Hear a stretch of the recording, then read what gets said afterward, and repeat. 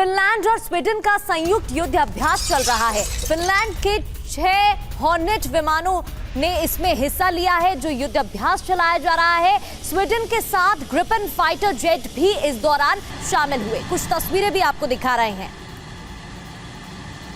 तो फिनलैंड और स्वीडन का संयुक्त युद्ध अभ्यास, फिनलैंड के 6 हॉर्नेट विमानों ने हिस्सा लिया तो स्वीडन के साथ ग्रिपेन फाइटर जेट शामिल हुए। और देखिए एक और बड़ी खबर है, यूक्रेन पर रूस का हुआ है विध्वंसक हमला। 2 मोर्चों पर एक साथ रूसी सेना पर यह अटैक किया गया।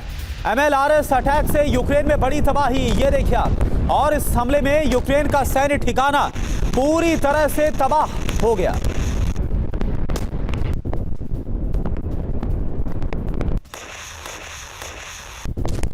तो सिर्फ रूस को ही नहीं, यूक्रेन को भी झटका लगा है। बढ़ते आगे एक और बड़ी खबर यह कि फ्रंटलाइन पर यूक्रेन को बड़ा झटका लगा है। यूक्रेन के इलाके में अटैक, डोनेस्क पर रूस का शिकंजा और बढ़ गया है। डोनेस्क के 6 इलाकों पर रूस ने कब्जा किया। रूस के कंट्रोल में आए निप्रो के 2 इलाके। हालांकि कुप्यांस्क पहुंचकर ज़ेलेंस्की ने दावा तो किया कि उन्होंने अपनी जमीन वापस ले ली, लेकिन रूस की तरफ से लगातार प्रहार जारी हैं और वो भी बड़े तौर पर हमले हो रहे हैं। तो आप देखिए यूक्रेन को झटका लगा है, रूस का कब्जा और ज्यादा बढ़ गया है, डोनेस्क पर कंट्रोल और ज्यादा बढ़ गया है। हुआ क्या है देखिए आप, लिमान, कुरिलोव्का और कुचेरोव्का, इसके अलावा चेरनो, इसके साथ साथ रोवनोय और सेव्रस्क, यहां पर और ज्यादा जो रूसी सेना है वो मजबूती के साथ आगे बढ़ी है, कब्जा हुआ है। अब निप्रो में कहां पर कब्जा हुआ ये भी आप जान लीजिए। यहां पर हुआ है ओस्टापोव्स्कोय और नोवोडानिलोव्का में।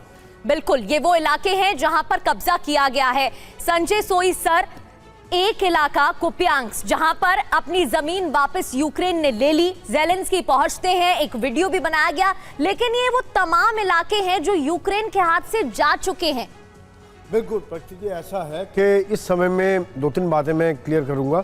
एक तो से लड़ाई एट्रिशन की चल रही है, धीरे धीरे रशिया अपना कब्जा बढ़ाता जा रहा है। 1 गांव, 2 गांव, 2-3 गांव, इस प्रकार से धीरे धीरे रशिया ने बहुत बड़ी संख्या में सैनिक इंडक्ट किए हैं और बड़े बड़े अटैक कर रहे हैं वो यूक्रेन के पावर सेक्टर पर, सप्लाई लाइन पर और उनके सैन्य ठिकानों पर।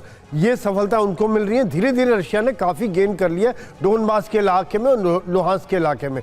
जो कुपियांस्क गया है ये एक झटका जरूर है, क्योंकि ये लिंक था, बहुत इंपॉर्टेंट जगह, स्ट्रेटेजिक इंपॉर्टेंट जगह जो डोनबास को खार्किव से जोड़ती है और रेलवे का बहुत बड़ा हब है। और जो ज़ेलेंस्की ने वहाँ फोटो खिंचाई वो वाकई में एक मोरल बूस्टिंग है अपनी सैनिकों के लिए, अपनी जनता के लिए, और जो देश उनको मदद कर रहे हैं कि अभी भी हम कुछ जीत पा रहे हैं, कुछ ना कुछ आगे बढ़ रहे हैं। लेकिन मेरा ये मानना है कि इस समय में रशिया जो है धीरे धीरे इंच इंच करके आगे बढ़ता जा रहा है और अपने इलाकों को कंसोलिडेट कर रहे हैं और उस जगह को फिर पक्का कर लेते हैं। यही रीजन है संजय सोई सर, मैंने ये सवाल किया था कि भले ही यूक्रेन के राष्ट्रपति दावा कर रहे हैं कि यहां पर रूसी सेना तो है नहीं, लेकिन कब तक रोक पाएंगे ज़ेलेंस्की। एक और बड़ी खबर, रूस ने तुर्की के समुद्री टैंकरों को निशाना बनाया। यूक्रेन के ओडेसा में खड़े थे तुर्की के समुद्री टैंकर। रूस ने ओडेसा के एयरपोर्ट चेर्नोमार्स्क में मिसाइल से अटैक किया, ये देखिए आप। और इस हमले के बाद टैंकर में लग गई भीषण आग।